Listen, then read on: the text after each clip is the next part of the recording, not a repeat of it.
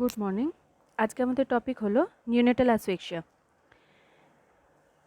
এটাকে বার্থ অ্যাসফিক্সিয়াও বলা হয়।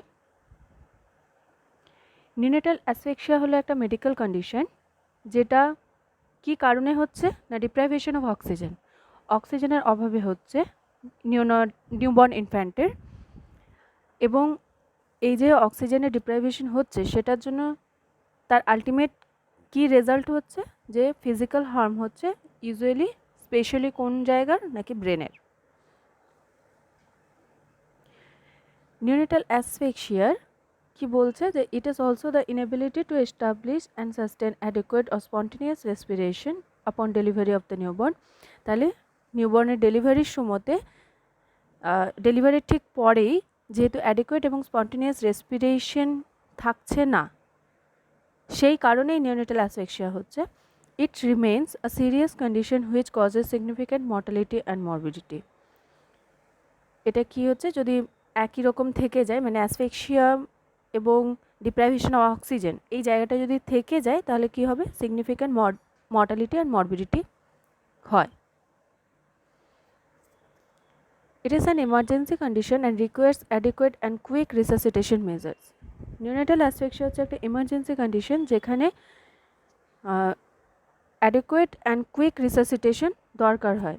It is also an insult to the fetus or newborn due to lack of oxygen and lack of perfusion to various organs and may be associated with a lack of ventilation. তাহলে এখানে কি হচ্ছে যে নিউবর্নের যেহেতু lack of অক্সিজেনের অভাব হচ্ছে, সেই কারণে বিভিন্ন অর্গানে কিন্তু যে ব্লাডটা যাচ্ছে সেখানেও কিন্তু অক্সিজেনের অভাব দেখা যাচ্ছে, এবং সেই কারণে বিভিন্ন অর্গান ড্যামেজ হচ্ছে এবং ভেন্টিলেশনও হচ্ছে না। Neonatal asphyxia is characterized by profound metabolic acidosis with a pH less than 7.2 on umbilical cord arterial blood sample. তাহলে কি হচ্ছে, নিওনেটাল অ্যাসফিক্সিয়াতে কি কি দেখা যাচ্ছে? মেইনলি যেটা দেখা যাচ্ছে সেটা হচ্ছে মেটাবলিক অ্যাসিডোসিস। মেটাবলিক অ্যাসিডোসিস যেহেতু এখানে অ্যাসিডোসিস হচ্ছে, সেই কারণে পিএইচ তার মানে লেস দ্যান 7.2 থাকছে। কোন ব্লাডের? এটা হচ্ছে আম্বিলিকাল কর্ড আর্টেরিয়াল ব্লাড স্যাম্পেলের পিএইচ লেস দ্যান 7.2 থাকছে। আর persistence of an Apgar score of 3 at the 5th minute. তাহলে 5 মিনিটের যে আপগার স্কোর, সেখানে 5th মিনিটও দেখা যাচ্ছে 3-এ রয়ে গেছে Apgar score. Clinical neurological sequelae in the immediate neonatal period. Neonatal পিরিয়ডেই হচ্ছে কি কী দেখতে পাবো, বিভিন্ন ধরনের নিউরোলজিক্যাল প্রবলেম দেখা যাচ্ছে, সেগুলো আমরা পরে আসছি। Evidence of multi organ system dysfunction, এবং আমরা যেহেতু দেখছি এখানে অক্সিজেনের অভাব হচ্ছে, সেই কারণে মাল্টি অর্গান ফেলিওরও হচ্ছে। এগুলো আমরা ইমিডিয়েট নিউনেটাল পিরিয়ডেই দেখতে পাবো।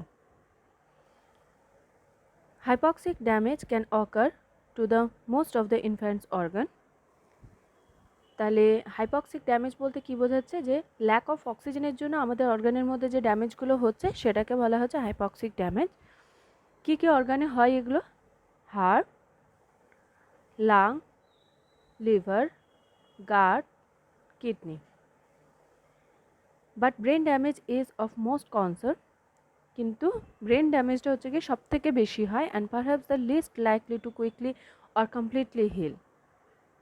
মানে কি বোঝাচ্ছে, যে ব্রেনে যে ড্যামেজটা হচ্ছে সেটা সাধারণত দেখা যায় যে খুব তাড়াতাড়িও আমরা হিল করতে পারি না এবং কমপ্লিটলি হিল করতে পারি না, সেখানে কিছু না কিছু প্রবলেম থেকে যায়, এবং প্রবলেমটা থাকার জন্য আমাদের লাইফ টাইম পার্মানেন্ট কিছু ড্যামেজ হয়েই যায়। In more pronounced cases an infant will survive. যদি দেখা যায় যে একটা ইনফ্যান্ট সার্ভাইভও করে গেল, তাহলেও কি হয়, but with damage to the brain manifested as other mental such as developmental delay or intellectual disability or physical such as spasticity. তাহলে কি বলছে, যে যদি দেখা যায় যে ইনফ্যান্টের সার্ভাইভও করে গেল, তাহলেও ব্রেন ড্যামেজ যেটা হয়ে যায় সেটার জন্য কিছু প্রবলেম দেখা যায় সারা জীবন ধরে। সেটা কি কি? সাধারণত মেন্টাল হলে দেখি আমরা সেখানে ডেভেলপমেন্টাল ডিলে হচ্ছে, আমাদের যে নিউবর্ন ইনফ্যান্ট এদের যে ডেভেলপমেন্টাল স্টেজ রয়েছে, কিছু কিছু শেখার একটা নির্দিষ্ট বয়স, দেখা যায় তারা সেই বয়সে সেটা শিখতে পারে না, তার থেকে অনেক বেশি দেরি হয়। এবং ইন্টেলেকচুয়াল ডিসেবিলিটি, এখানে আইকিউ তাদের কম হয়, তাদের বুঝতে অনেক জিনিস অসুবিধা হয় এই জায়গাটা। অর ফিজিক্যাল কি দেখা যায়, স্প্যাস্টিসিটি, একটা উদাহরণ হলো স্প্যাস্টিসিটি, যে মাসেলের কোনো ডিসঅর্ডার এই ধরনের জিনিস দেখা যায়। It results most commonly from antepartum causes like a droop in maternal blood pressure or some other substantial interference with blood flow to the infant's brain during delivery. এর থেকে কী হচ্ছে যে আমরা সাধারণত যখন কজ জানতে চাই তখন দেখা যায় যে এখানে অ্যান্টিপার্টাম যে কজগুলো থাকে তার মধ্যে দেখা যায় যে ম্যাটারনাল ব্লাড প্রেশার ড্রপ করে যাচ্ছে, যার জন্য ব্লাড সার্কুলেশন ঠিকমতো হচ্ছে না, যার জন্য ল্যাক অফ অক্সিজেন যাচ্ছে। এবং যদি ল্যাক অফ অক্সিজেন মাদারের শরীরে কম হয়, মাদারের শরীরে যদি অক্সিজেনের পরিমাণ কম থাকে, ল্যাক অফ অক্সিজেন থাকে, তার মানে শিশুর এবং ফিটাস যে তার শরীরেও ল্যাক অফ অক্সিজেন থাকে এবং সেই কারণে ফিটাস অবস্থাতেও কিন্তু ব্রেন ড্যামেজ হয়। This can occur due to inadequate circulation or perfusion, impaired respiratory effort or inadequate ventilation. এটা হয় কিসের জন্য, যে inadequate circulation or perfusion, ঠিকমতো ব্লাড সার্কুলেশন হচ্ছে না, যেটা বললাম। impaired respiratory effort, রেসপিরেটরি এফোর্টের কোনো প্রবলেম হচ্ছে, সে ঠিকমতো রেসপিরেশন নিতে পারছে না। অ্যান্ড inadequate ventilation, ভেন্টিলেশন সঠিক পরিমাণে হচ্ছে না। Neonatal asphyxia can be the cause of hypoxic ischemic encephalopathy. তাহলে হাইপক্সিক ইস্টেমিক এনকেফালোপ্যাথির একটা কজ হলো neonatal asphyxia.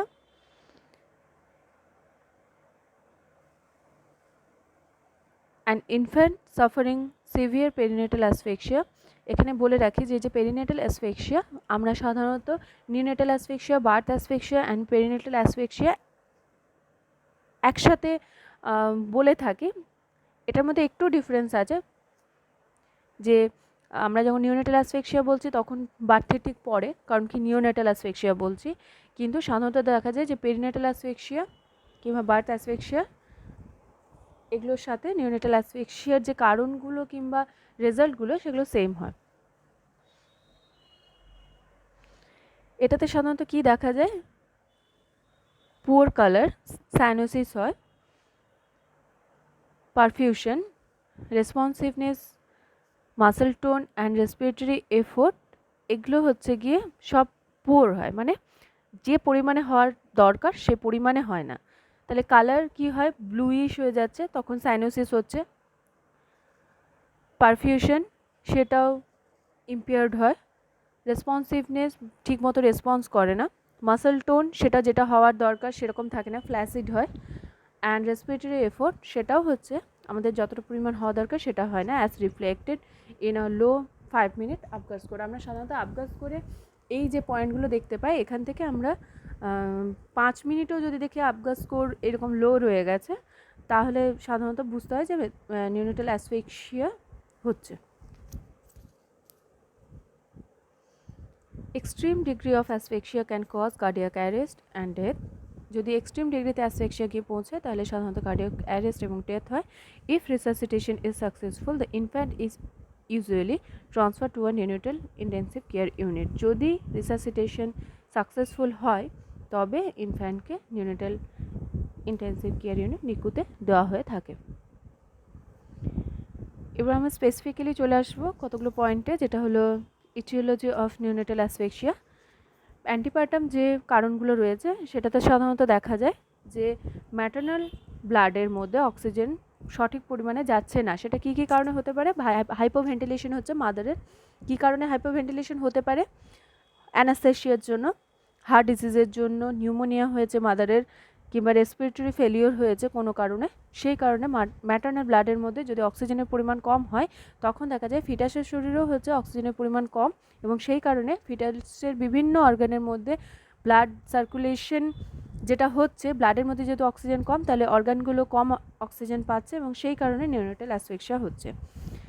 Low maternal blood pressure due to hypotension, hypotension যদি থাকে মাদারে তাহলে সাধারণত দেখা যায় যে ম্যাটার্নাল ব্লাড প্রেশার কম থাকছে, এবং যার জন্য আরেকটা কী হতে পারে যে এই হাইপোটেনশন হওয়ার আরেকটা কারণ হচ্ছে ইম্পর্টেন্ট, সেটা হচ্ছে কম্প্রেশন অফ ভেনা কেভা। আমরা সাধারণত দেখেছি যে প্রেগনেন্সির সময়তে ভেনা কাভার ওপরে যদি প্রেশার পড়ে তাহলে কিন্তু এই হাইপোটেনশন হয়ে থাকে, এবং এই হাইপোটেনশনের জন্য ম্যাটার্নাল ব্লাড প্রেশার কম হতে পারে, যার জন্য কিন্তু নিওনেটাল অ্যাসফিক্সিয়া ডেভেলপ করতে পারে। সাধারণত দেখা যায় যে লো ম্যাটার্নাল ব্লাড প্রেশার হচ্ছে, সেটা আরেকটা কারণ কি হয়, এক্সেস অ্যানাস্থেসিয়ার জন্য হতে পারে। আরেকটা কি, প্রিম্যাচিওর সেপারেশন অফ প্লাজেন্টা। যদি প্লাজেন্টা ম্যাচিওর হওয়ার আগেই সেপারেশন হতে থাকে, আমরা জানি যে যখন প্রেগনেন্সির সময় ফিটাস এবং মাদারের মধ্যে যে ব্লাড সার্কুলেশন কিংবা ফিটাস যেরকমভাবে অক্সিজেন পাচ্ছে ব্লাডের মধ্যে, সেটার মেন জায়গা হচ্ছে প্লাসেন্টা। প্লাসেন্টার মধ্যে ব্লাড মিক্স হয়ে ম্যাটার্নাল এবং ম্যাটার্নাল থেকে ফিটাসের মধ্যে অক্সিজেন যাচ্ছে কিংবা ব্লাড যাচ্ছে, এবং সেই জায়গায় যদি দেখা যায় যে প্লাসেন্টাটা সেপারেট হয়ে যাচ্ছে প্রিম্যাচিওরলি, তাহলে সাধারণত এই প্লাসেন্টা যেহেতু ব্লাড সার্কুলেশনে হেল্প করছে, তাহলে ম্যাটার্নাল থেকে ফিটাসের মধ্যে ব্লাড যেতে পারছে না, এবং যার জন্য নিওনেটাল অ্যাসফিক্সিয়া ডেভেলপ করছে। এরপরে চলে আসি প্লাসেন্টাল ইনসাফিসিয়েন্সি।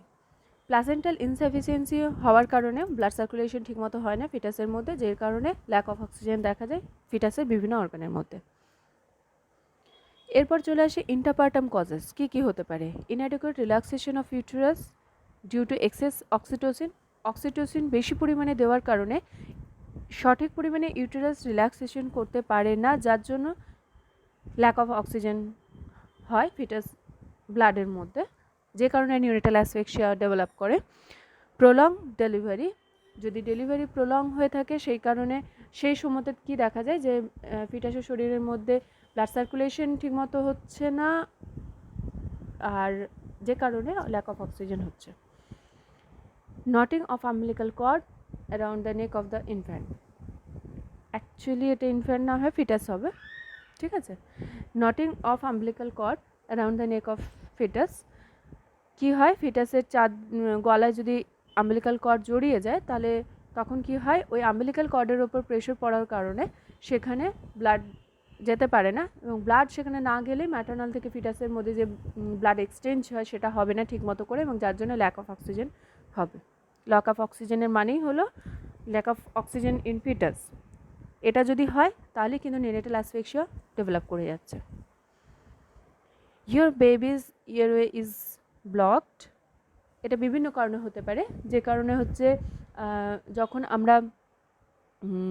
যখন বেবি ডেলিভার হয় তখন বেবির রেসপিরেটরি যে অর্গান রয়েছে তার মধ্যে মাউথ, নোজ সব জায়গায় কি হয়, মিউকাস থাকে, সেটাকে অ্যাকচুয়ালি বের করে দিতে হয়, এয়ার ফিল করতে হয়। এয়ার ফিল যদি আমরা সেটাকে সেই মিউকাসগুলো সাকশন করে নিই, তাহলে দেখা যায় যে সেই জায়গাটা এয়ার ফিল হয়ে যায়, এবং যে কারণে রেসপিরেশন শুরু হয়। কিন্তু যদি দেখা যায় যে বেবিস ইয়ারওয়ে ব্লকড রয়ে গেছে, বিভিন্ন কারণে হতে পারে, এটা যে সবসময় মিউকাসের কারণে হবে সেটা নয়, এটা কখনো কখনো মেকোনিয়ামের কারণেও হতে পারে, এবং সেই কারণে যদি এটা ব্লকড রয়ে যায় তখন কিন্তু বেবির নিওনেটাল অ্যাসফিক্সিয়া ডেভেলপ করবে। এগুলো সাধারণত নিওনেটাল কজের মধ্যে পড়ছে।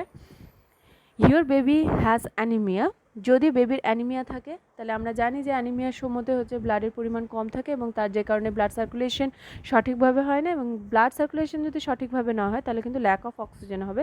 ল্যাক অফ অক্সিজেন যদি হয় তাহলে কিন্তু নিওনেটাল অ্যাসফিক্সিয়া ডেভেলপ করবে। রিস্ক ফ্যাক্টর কী কী আছে সেটা দেখে নিই। এল্ডারলি অর ইয়ং মাদার, যদি মাদারের বয়স খুব বেশি হয় কিংবা খুব কম হয় সেই কারণে হতে পারে।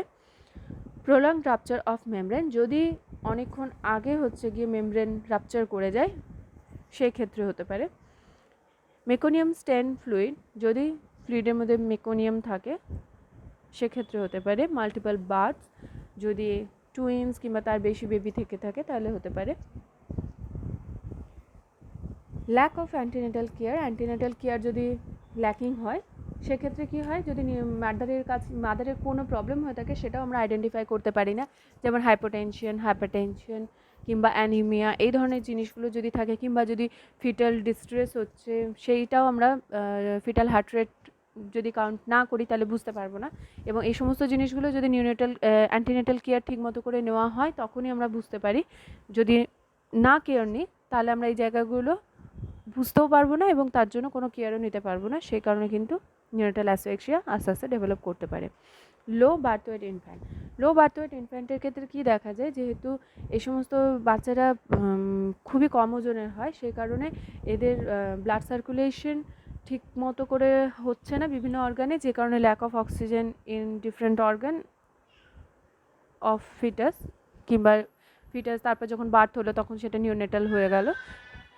এরকমভাবে যদি লো বার্থ ওয়েট হয়ে থাকে তাহলে কিন্তু নিউনেটাল অ্যাসফিক্সিয়া ডেভেলপ করতে পারে। ম্যাল প্রেজেন্টেশন, যদি প্রেজেন্টেশন ঠিক মতো না থাকে সেক্ষেত্রেও কিন্তু এটা রিস্ক ফ্যাক্টর হিসেবে থেকে যাচ্ছে। Augmentation of labour with oxytocin, যদি অক্সিটোসিন দিয়ে লেবারেরটাকে খুব বেশি এনহ্যান্স করা হয় তখন সেটাও কিন্তু রিস্ক ফ্যাক্টরের মধ্যে পড়ছে। অ্যান্টিপার্টাম হেমারেজ, যদি অ্যান্টিপার্টাম মানে যদি মাদার যখন প্রেগনেন্সির সময়তে যদি মাদারের হেমারেজ হয়ে থাকে তাহলে সেটাও রিস্ক ফ্যাক্টরের মধ্যে পড়ছে। সিভিয়ার এক্ল্যাম্পসিয়া এবং প্রি এক্ল্যাম্পসিয়া, অ্যান্টিপার্টাম অ্যান্ড ইন্টারপার্টাম অ্যানিমিয়া, এই সমস্ত জিনিসগুলো কিন্তু রিস্ক ফ্যাক্টরের মধ্যে পড়ছে। প্যাথোফিজিওলজিতে কি বলছে, when babies become asphyxiated, যখন বেবি হচ্ছে অ্যাসফিক্সিয়েট হয়ে যাচ্ছে, সেটা ইন ইউটেরেই থাকুক কিংবা ডেলিভারির পরেই হোক, ফার্স্ট কী হয়, they undergo well defined sequence of events, তারা একটা ইভেন্টের মধ্যে দিয়ে যায়, যেটা হচ্ছে ফার্স্ট হচ্ছে প্রাইমারি অ্যাপনিয়া আসে, তারপরে হচ্ছে সেকেন্ডারি অ্যাপনিয়া। তাহলে ফার্স্টে দেখতে পাবো যে যেহেতু সে ল্যাক অফ অক্সিজেন, সে বেশি করে অক্সিজেন চাইছে, তাহলে প্রথমে একটা র্যাপিড ব্রিদিং দেখা যায় এবং র্যাপিড ব্রিদিংয়ের পরে একটা প্রাইমারি অ্যাপনিয়া হয়, মানে সেখানে কোনো ব্রিদিং থাকে না। তারপরে দেখা যায় একটা ইররেগুলার গ্যাসপিং হচ্ছে, মানে রেগুলারলি যে র্যাপিড যে ব্রিদিংটা নিচ্ছিল সেটাই আস্তে আস্তে ইররেগুলার হয়ে যাচ্ছে এবং তারপরে সেকেন্ডারি অ্যাপনিয়া দেখা যাচ্ছে। সিকোয়েন্স অফ ইভেন্টস, সেখানে কি দেখা যাচ্ছে যে ফার্স্টে নর্মাল রেসপিরেশন হতে হতে র্যাপিড ব্রিদিং, তারপর প্রাইমারি অ্যাপনিয়া, ইররেগুলার ব্রিদিং হচ্ছে, তারপর সেকেন্ডারি অ্যাপনিয়া। যদি এই প্রাইমারি এবং সেকেন্ডারি অ্যাপনিয়ার ক্ষেত্রে আমরা রিসাসিটেশন শুরু করতে পারি সঠিকভাবে, সঠিক নিয়ম মেনে, তাহলে নর্মাল রেসপিরেশন হওয়া সম্ভব হয়। এক্ষেত্রে কিন্তু হার্ট রেটও ডিক্রিজ করে যাবে এবং ব্লাড প্রেশারও ডিক্রিজ করে যাবে। তাহলে প্রাইমারি অ্যাপনিয়া কি বলছে, যে when an infant is deprived of oxygen, যখন ইনফ্যান্টের অক্সিজেনের অভাব দেখা যাচ্ছে তখন র্যাপিড ব্রিদিং শুরু হচ্ছে। যদি অ্যাসফিক্সিয়া কন্টিনিউ করে তখন কী হয়, যে রেসপিরেটরি মুভমেন্ট সিজ হয়ে যায়, মানে রেসপিরেটরি মুভমেন্ট আর হয় না এবং heart rate begins to fall, heart rate fall করে যায়। Muscle tone gradually diminish, muscle tone কমে যায়, and the infant enters the period of apnoea known as primary apnoea. যেহেতু এটা র্যাপিড ব্রিদিং নেওয়ার পরেই হচ্ছে গিয়ে এই রেসপিরেটরি সিজটা হচ্ছে, রেসপিরেটরি মুভমেন্ট সিজ হচ্ছে, সেই কারণে এটাকে প্রাইমারি অ্যাপনিয়া বলছে। The initial steps will induce breathing, প্রথম কতগুলো স্টেপ আছে রিসাসিটেশনের, সেগুলো যদি আমরা তখন নিই তাহলেই সাধারণত দেখা যায় এই সময় ব্রিদিংটা শুরু হয়ে যাচ্ছে। কিন্তু যদি দেখা যায় যে এরপরেও অ্যাসফিক্সিয়া কন্টিনিউ হতে থাকছে এবং আমরা হয়তো তখন কতগুলো সেই স্টেপগুলো নিলাম না, রিসাসিটেশনের প্রথম যে স্টেপগুলো হয়, তাহলে তখন কি দেখা যায় যে infant develops deep gasping respiration, তখন সে ইরেগুলার ব্রিদিং দিতে থাকে এবং heart rate continues to decrease, এবং কি দেখা যায় যে হার্ট রেট কমে যাচ্ছে, the BP begins to fall, blood প্রেশারও তখন কমে যায়, and infant becomes nearly flaccid, এবং ইনফ্যান্ট তখন কি হয় যে ফ্ল্যাসিড হয়ে যায়, মাসেল টোন লস করে দেয় একদম। The respiration becomes weak and weaker until the infant takes a last gasp, রেসপিরেশনটা উইক হতেই থাকে এবং এই যে উইক হয়ে যাচ্ছে তখন সে আস্তে আস্তে সেকেন্ডারি অ্যাপনিয়ার মধ্যে মানে চলে যেতে থাকে। During secondary apnoea the infant does not respond to initial step, যদি এই সেকেন্ডারি অ্যাপনিয়া শুরু হয়ে যায় তাহলে কিন্তু রিসাসিটেশনের যে প্রথম স্টেপগুলো থাকে, ইনিশিয়াল যে স্টেপগুলো, সেগুলো তার কাজে লাগে না, সাধারণত এটা দেখা যায়, কারণ কি সে কিন্তু সেকেন্ডারি অ্যাপনিয়ার মধ্যে চলে গেছে। সেই জন্যই সাধারণত আমাদের এটা চেষ্টা করতে হয় যে প্রাইমারি অ্যাপনিয়া যখন হচ্ছে তখনই যেন মানে প্রাইমারি অ্যাপনিয়া পর্যন্ত যেন না পৌঁছায়, এই যে র্যাপিড ব্রিদিং হচ্ছে সেই টাইমেই যেন আমরা হচ্ছে এবং প্রাইমারি অ্যাপনিয়া শুরু হচ্ছে যখনই, তখনই আমরা রিসাসিটেশনের প্রথম স্টেপগুলো দিয়ে যাতে আমরা ওখানেই এই অ্যাপনিয়াটাকে থামিয়ে নর্মাল ব্রিদিং স্টার্ট করতে পারি সেটা চেষ্টা করতে হয়।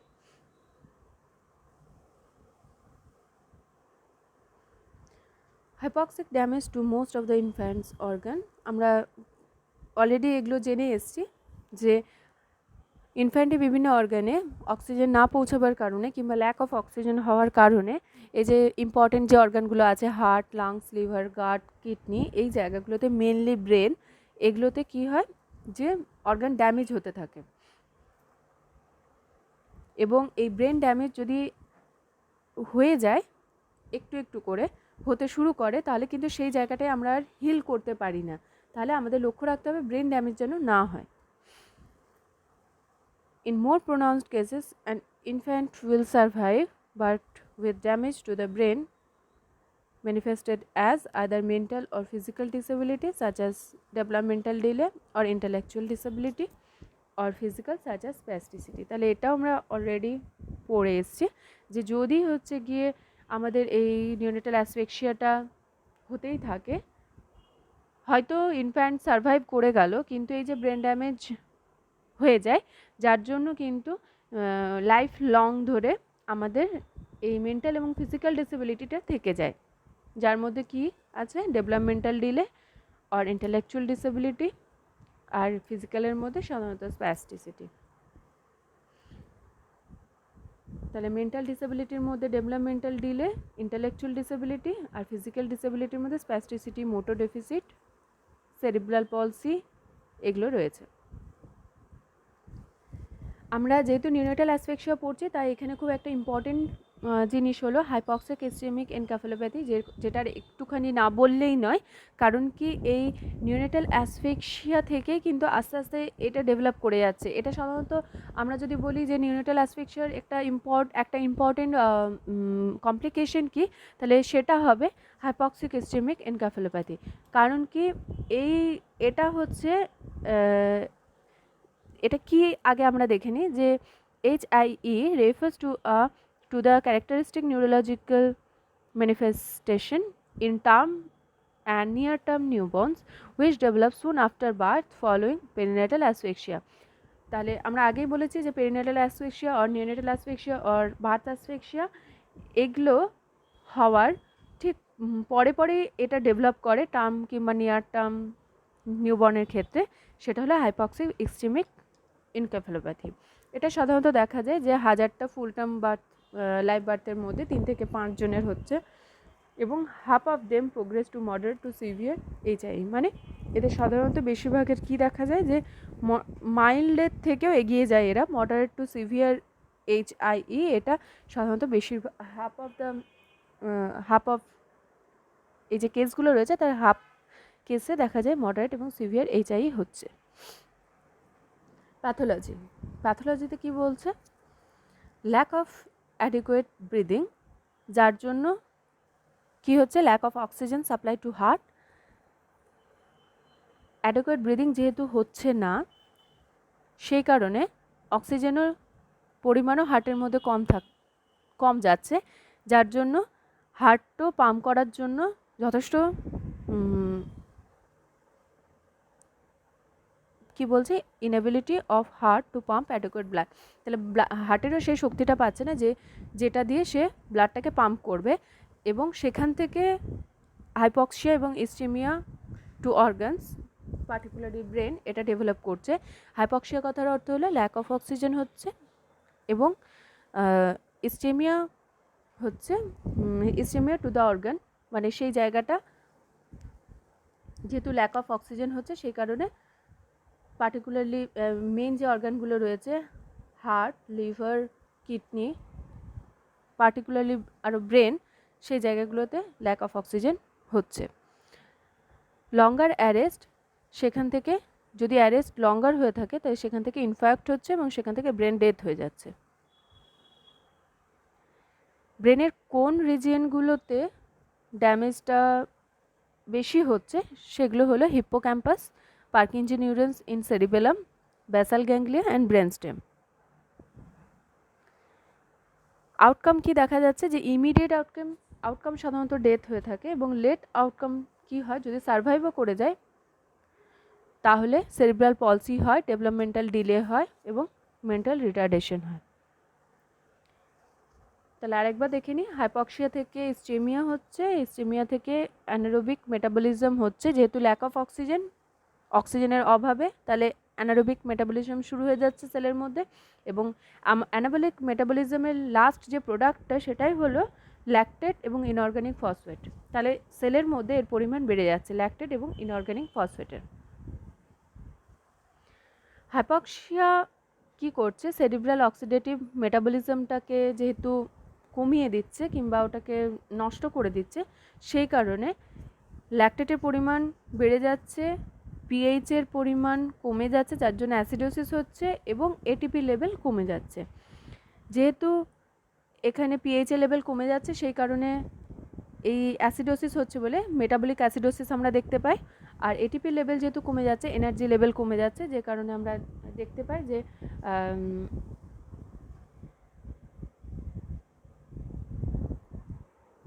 অ্যাসিডোসিস হওয়ার কারণে মায়োকার্ডিয়াল ডিপ্রেশনও হচ্ছে। মায়োকার্ডিয়াল ডিপ্রেশন মধ্যে হার্টের যে মাসেল রয়েছে সেটা কাজ করার শক্তি কমে যাচ্ছে এবং যার জন্য কার্ডিয়াক আউটপুটও কমে যাচ্ছে। এই কার্ডিয়াক আউটপুট কমে যাওয়ার কারণে সেখানেও হচ্ছে কি ঘুরে আবার দেখা যাচ্ছে হাইপক্সিয়া এবং ইসচেমিয়া হচ্ছে, যে কারণে আবার অ্যাসিডোসিস হচ্ছে। এটা একটা সার্কেলের মতো চলছে।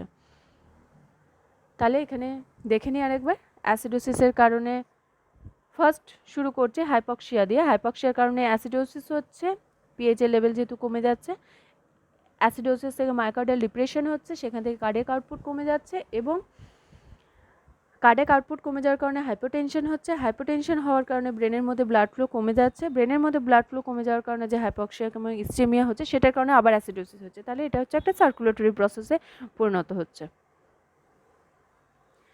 এই যে এটিপি কমে গেল এতক্ষণ যেটা বলছিলাম, সেই কারণে যে এনার্জি ফেলিওর হচ্ছে, যে কারণে আয়ন পাম্পগুলোরও কিন্তু কার্যক্ষমতা কমে যাচ্ছে। এবং সেই কারণে কি হচ্ছে, আমরা সাধারণত জানি নর্মালি আমাদের কি হয়, সোডিয়াম এক্সট্রা সেলুলারলি বেশি থাকে এবং ইন্ট্রাসেলুলারলি কম থাকে। আর পটাশিয়াম কি হয়, যে এক্সট্রা সেলুলারলি কম থাকে কিন্তু ইন্ট্রাসেলুলারলি বেশি থাকে। কিন্তু এক্ষেত্রে সেটা দেখা যায় যে উল্টে যায়, যে ইন্ট্রাসেলুলারলি আমাদের সোডিয়াম, ক্লোরিন, H2O, ক্যালসিয়াম এগুলো বেড়ে যায় এবং এক্সট্রা সেলুলারলি কি দেখা যায় যে পটাশিয়াম, গ্লুটামেট, অ্যাসপার্টেট এগুলো বেড়ে যাচ্ছে। এখানে দেখা যায় যে ইস্টেমিক টিস্যুগুলো যেহেতু রিপারফিউশন হচ্ছে, অক্সিজেনের ফ্রি রেডিক্যালস যেহেতু বেড়ে যাচ্ছে, সেই কারণে নিউরোনাল ড্যামেজ হতে শুরু করছে। এখানেও আমরা দেখতে পাবো এতক্ষণ ধরে আমরা যেগুলো পড়ে এলাম সেখানে এখানে আরেকটা হচ্ছে গিয়ে যে রেজাল্টগুলো দেখা যাচ্ছে সেগুলো দেওয়া রয়েছে, যে হাইপক্সিয়ার জন্য গ্লুকোজ অল্টারেশন হচ্ছে, এনার্জি মেটাবলিজম অল্টারেশন হচ্ছে, গ্লুকোজ মেটাবলিজম এবং এনার্জি মেটাবলিজম যেহেতু অল্টারেশন হচ্ছে সে কারণে লস অফ অটো রেগুলেশন, একটা যে অটো রেগুলেশন আছে সেটা ঠিকঠাক মতো হচ্ছে না এবং কার্ডিয়াক ফাংশন ডিক্রিজ করে যাচ্ছে, এই কারণে ইসচেমিয়া হচ্ছে। আর কি হচ্ছে, সিভিয়ার হাইপক্সিয়া এবং ইসচেমিয়ার কারণে অক্সিডেটিভ ফসফোরাইলেশন এবং এটিপি প্রোডাকশন ফেলিওর হচ্ছে, যে কারণে সোডিয়াম, ক্লোরিন, ক্যালসিয়াম ইন্ট্রাসেলুলারলি জমে যাচ্ছে আর পটাশিয়াম এবং বিভিন্ন ধরনের এক্সাইটেটরি নিউরো ট্রান্সমিটার যেগুলো আছে সেগুলো এক্সট্রা সেলুলারলি বেড়ে যাচ্ছে, সে কারণে কী হচ্ছে, নিউরোনাল ডেথ হচ্ছে। এরপর আমরা দেখে নেব যে ব্রেন ড্যামেজ যেটা হচ্ছে সেটা বিভিন্ন টার্ম নিউবর্নের ক্ষেত্রে কোন কোন জায়গায় এবং প্রিটার্ম নিউবর্নের ক্ষেত্রে কোন কোন জায়গায়। টার্ম নিউবর্নের ক্ষেত্রে আমরা সাধারণত দেখতে পাই যে সেরিব্রাল কর্টেক্স এবং ব্যাসাল গ্যাংলিয়ার যে জায়গাগুলো সেই জায়গায় ড্যামেজটা হচ্ছে, এবং প্রিটার্মের ক্ষেত্রে সেটা কিন্তু পেরিভেন্ট্রিকুলার হোয়াইট ম্যাটারের মধ্যে এই ড্যামেজটা হচ্ছে। সেরিব্রাল পলসি যেটা হচ্ছে, আমরা এটা পড়ছি হচ্ছে নিউরোলজিক্যাল যে সিকুয়েলিগুলো রয়েছে সেগুলো পরপর কোন কোন জায়গায় কিসের কিসের জন্য কী হচ্ছে। যে সেরিব্রাল পলসি হওয়ার জন্য আমাদের spastic diplegia, spastic quadriplegia, spastic hemiplegia, dystonia এবং কোরিও অ্যাথেটোটিক এগুলো হচ্ছে। কোরিয়াথোটোটিক মানে হচ্ছে involuntary movement of the body, mainly face, trunk, hands etcetera. Mental retardation হচ্ছে এপিলেপসি হচ্ছে অডিটরি, ভিজুয়াল এবং ল্যাঙ্গুয়েজ ডেফিসিয়েন্সি কিংবা ডিফিকাল্টিস দেখা যাচ্ছে। Circulatory response of foetus, increase shunting through ductus venosus এবং ductus arteriosus and foramen ovale, এটা জন্য আরেকটা, এটা হচ্ছে নিউরেটাল অ্যাসফিক্সিয়ার জন্য। আর কি হচ্ছে inadequate perfusion of periventricular white matter, মানে periventricular লিউকোম্যালেশিয়া, লিউকো কথার মানে হচ্ছে হোয়াইট ম্যাটার, এই জায়গায় মানে পিভিএল পেরিভেন্ট্রিকুলার লিউকোম্যালেশিয়া এই কথাটার মানে এই যে এতে কি হয়, এতে হচ্ছে এই পেরিভেন্ট্রিকুলার যে হোয়াইট ম্যাটার আছে সেই জায়গাটা যেহেতু ড্যামেজ হয়ে যায় তাহলে ওই জায়গাটা কাজ করতে পারে না, এটাকে বলা হচ্ছে পেরিভেন্ট্রিকুলার লিউকোম্যালেশিয়া। তাহলে হাইপারটেনশনের কজগুলো কি হলো? Myocardial dysfunction, capillary leak syndrome. আমরা মায়োকার্ডিয়াল ডিসফাংশন জানি যে যেহেতু হার্টের মাসেলগুলো সঠিকভাবে কাজ করতে পারছে না, যে সে কারণে হাইপারটেনশন হচ্ছে, কার্ডিয়াক আউটপুট কম হচ্ছে, সে কারণে হাইপারটেনশন হচ্ছে আলটিমেট। আর ক্যাপিলারি লিক সিন্ড্রোমে কি হয়? এই ক্যাপিলারি লিক সিন্ড্রোমে আমাদের যে প্লাজমা রয়েছে সেই প্লাজমাটা থেকে সেই ব্লাড থেকে প্লাজমাটা গিয়ে জমা হচ্ছে বডি বিভিন্ন ক্যাভিটির মধ্যে, বিভিন্ন অর্গানের মধ্যে, এবং যে কারণে ব্লাডের যে ভলিউম সেটা কমে যাচ্ছে, এবং ব্লাডের ভলিউম কমে যাওয়ার কারণে হাইপারটেনশন দেখা দিচ্ছে, আর সে কারণে হাইপোভলিউমিয়াও হচ্ছে। তাহলে নিউনেটাল অ্যাসফিক্সিয়ার ইনভেস্টিগেশনগুলো কী কী আছে? No confirmatory laboratory test to diagnose perinatal asphyxia. আমরা সাধারণত ঠিক সেই টাইমে ল্যাবরেটরি টেস্টগুলো সেরকমভাবে কিছু করা হয় না এটা ডায়াগনোসিস করার জন্য, এটা সাধারণত আমরা ওই আবগাস স্কোরটা দেখলে পরেই বুঝতে পারি, আর তার সাথে কতগুলো নিয়ম যেটা হচ্ছে আমরা রিসাসিটেশন যখন পড়বো তখন সেগুলো চলে আসবো।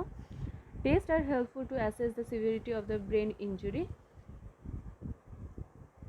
and to monitor the functional status of the systemic organ.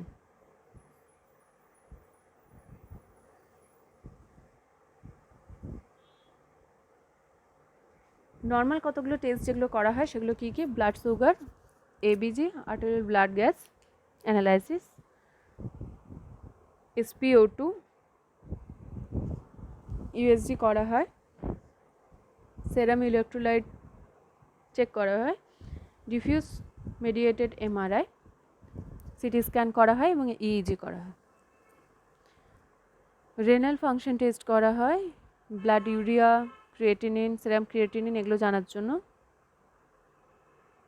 Liver function test করা হয়, কোয়াগুলেশন প্রোফাইল, PTT এগুলো টেস্ট করা হয়।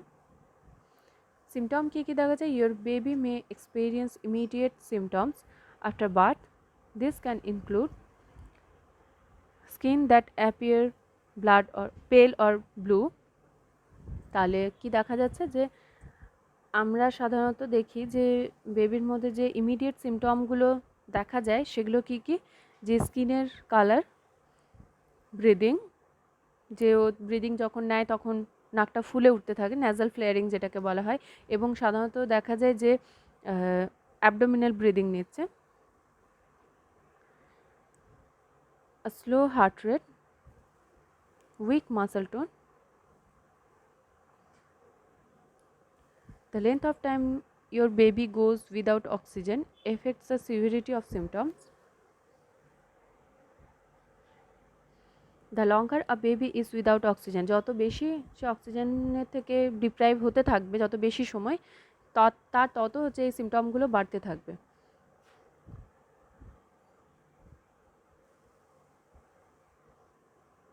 এবং সাধারণত দেখা যায় যে more severe symptoms can include injury or failure too. যত বেশি এই সিমটমগুলো দেখা যাবে তত দেখা যাবে ইনজুরি কোথায় কোথায় হচ্ছে, lungs, heart, brain, kidney etcetera এই জায়গাগুলোতে। গোল অফ ট্রিটমেন্ট কী হবে? যে maintain TABC, temperature, airway, breathing, circulation, এটাকে যেন মেনটেন করা যায়, এটা হবে ট্রিটমেন্টের মেন গোল। এরপরে চলে আসছে অপটিমাইজ কার্ডিয়াক আউটপুট, যাতে কার্ডিয়াক আউটপুটটা ঠিক থাকে এবং সেরিব্রাল পারফিউশনটার ঠিক মতো হয় সেটা আমাকে দেখতে হবে, যতটা বেশি পরিমাণে করা যায় এবং সঠিক পরিমাণে সঠিকভাবে সেটা হয় সেটা দেখতে হবে। মেনটেন্স SpO2, ব্লাডের মধ্যে অক্সিজেনের লেভেল যাতে ঠিক থাকে, স্যাচুরেশন যেন ঠিক থাকে সেটা দেখতে হবে। এবং ট্রিটমেন্ট আর প্রিভেন্ট করতে হবে কি হাইপোগ্লাইসিমিয়া, যাতে হাইপোগ্লাইসিমিয়া না হয়ে যায় সেই দিকেও কিন্তু লক্ষ্য রাখতে হবে।